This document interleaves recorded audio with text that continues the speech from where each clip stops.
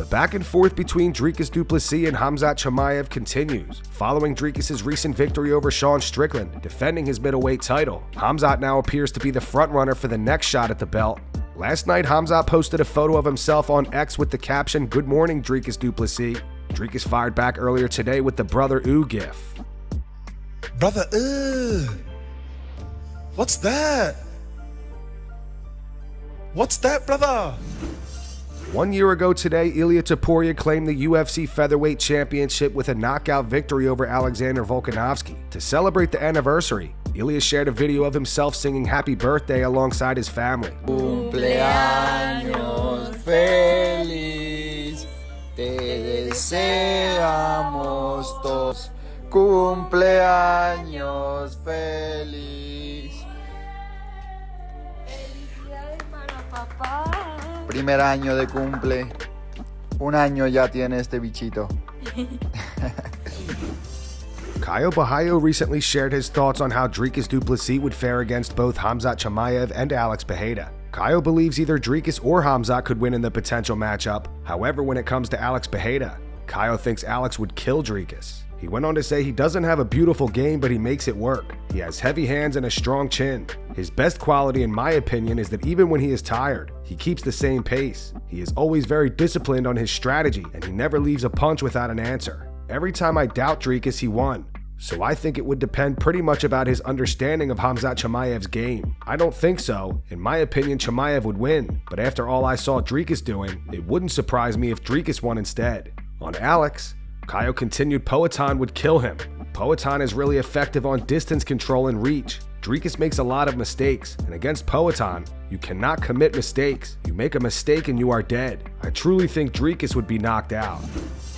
Alexander Volkanovski has announced that he has begun training camp for his next fight. While no official announcement has been made, rumors suggest he may be preparing for a rematch with Ilia Topuria at UFC 314.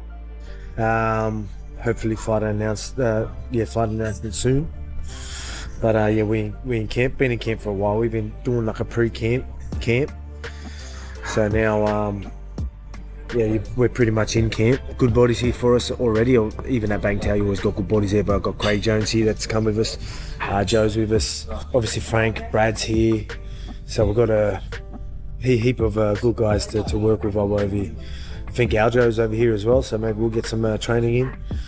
But yeah, so it's going to be a good trip. You know, it's only going to be a short sort of stay. Only not even 2 weeks, but we'll try and make the most of it. Conor McGregor has teased that Fedor Emelianenko may compete in BKFC. The 48-year-old MMA legend last fought in 2023, suffering a first-round TKO loss to Ryan Bader at Bellator 290. Conor said, "Fedor Emelianenko, stay tuned. We might have an announcement with Fedor Emelianenko. Hey Fedor, we're waiting. Some news might be coming with Fedor Emelianenko. Bare Knuckle Fighting Championship is signing and acquiring the best fighters of all time, the past, present, and future. Everyone wants to be a part of this." Donald Cerrone recently announced that he will be returning to the UFC for 2 more fights at the age of 41. Stephen Thompson, who is 42, has expressed interest in fighting Cowboy. Both fighters are in similar positions in their careers, currently facing rough patches. Cowboy has lost 6 out of his last 7 fights, with the other being a draw, while Wonderboy has won just 1 out of his last 5.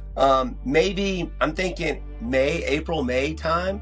I think it would be cool just because I'm a huge fan of Cerrone, and you know, he comes from that old school era that I kind of came from, almost 13, 14 years ago. So it's cool that he wants to jump back out there, and I thought it would be awesome if he doesn't want to cut the weight to 155, maybe to make that fight at 170.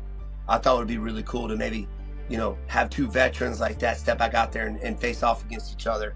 But nothing booked yet, but that's what I'm kind of shooting for, the April, May time. I mean, he's a tough grappler. He'll try, at some point, he'll point fight with you, but at some point he's going to try to snake his way around you. He's like a little anaconda in there. Yeah, man, that's what I hear. And I watched him. He beat some really good guys on the ground. Like his grappling is on point. Incredible. If the UFC does book Cowboy versus Wonderboy, who do you guys see winning? Post your thoughts in the comments. Belal Muhammad has made it clear once again that he has no intention of facing Islam Makhachev. As the current welterweight champion, Belal stated that he would rather move up to middleweight, allowing Islam the chance to compete for the welterweight title and achieve double champ status. Thanks. Now, what about if he says you got to fight Islam? I would never fight Islam because that's different. For me and him, it's I know it is, right? We've trained together, Right. and when you're sweating with somebody and you're bleeding with somebody and you train with somebody like that, it's just a different relationship. Like, it wouldn't be about money for me or for him, I don't assume. So like, I would never want to do that. And like, they've helped me so much. So for me, I would rather go up to 185 and let him just take 170 if that's the case. And like, since I've already had to fight my way up to 170 and I've been top 10 guys, like, I'm 2 fights away from being able to challenge that 185 and saying, hey, I want to be double champ. What do you walk around at weight-wise? Probably like 190. So 185 is no problem for you? Oh, no, 185 wouldn't be no problem. And I train with bigger guys. Yeah. So I've felt their strength. And a lot of, like, I think 185 is probably the easiest weight class besides Khamzat. Like, when you look at that main event this He's weekend, an animal, yeah. You're like, bro, Strickland and Du Plessis suck.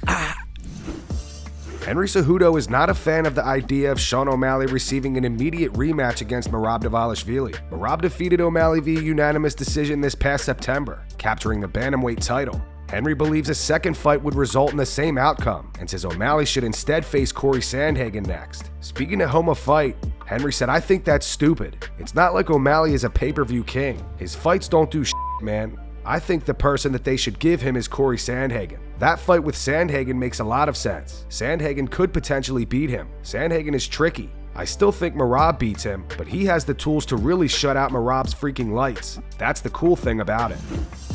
Edmen Shahbazyan scored an impressive first-round TKO victory over Dylan Budka over the weekend. At 27 years old, Shahbazyan feels he's entering the prime of his career and is aiming to fight 3 or 4 more times this year. It feels amazing, getting a win like that.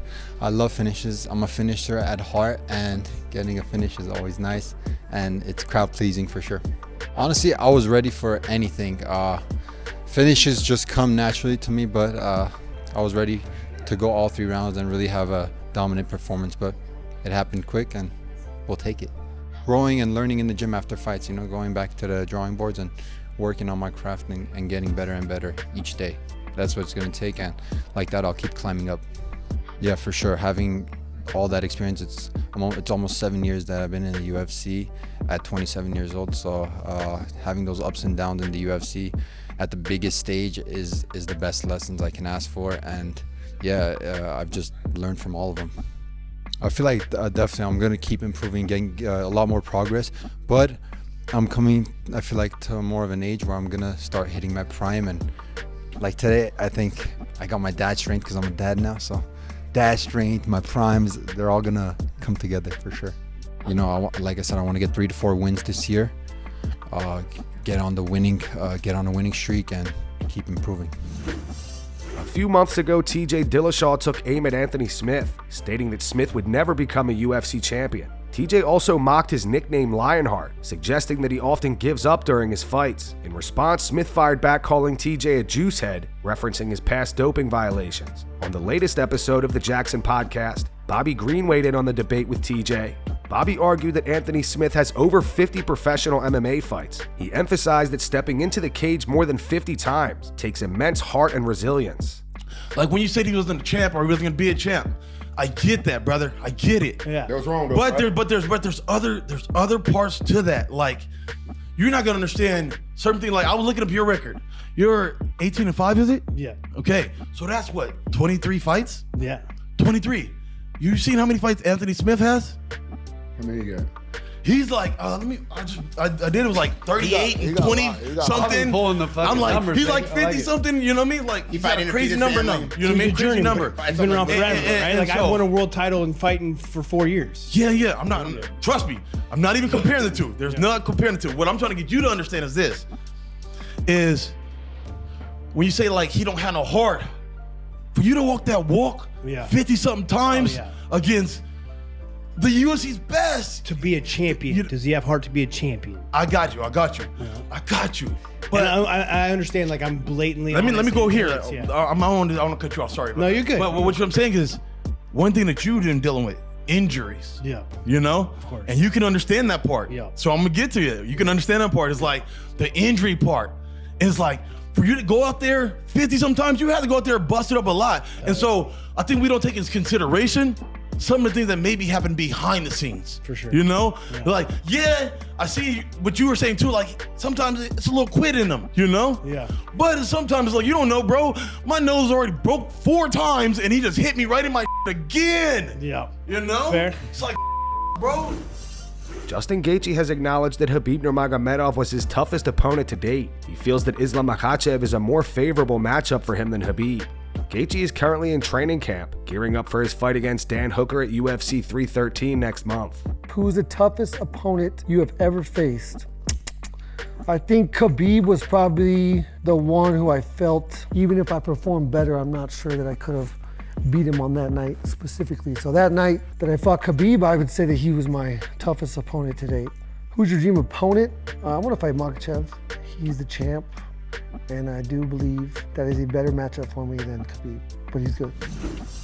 Francis Ngannou has stated that he would still love to fight Jon Jones, but at this point he doesn't see it becoming a reality. Ngannou believes that during the UFC's efforts to re-sign him, they were using the potential Jon Jones fight as bait to lure him back. In a recent interview with Sportsbook Review, Francis said if you can get past Dana White, it could happen, but that's a massive obstacle. But personally, I don't care. I'm doing well. I'm doing my stuff at my pace.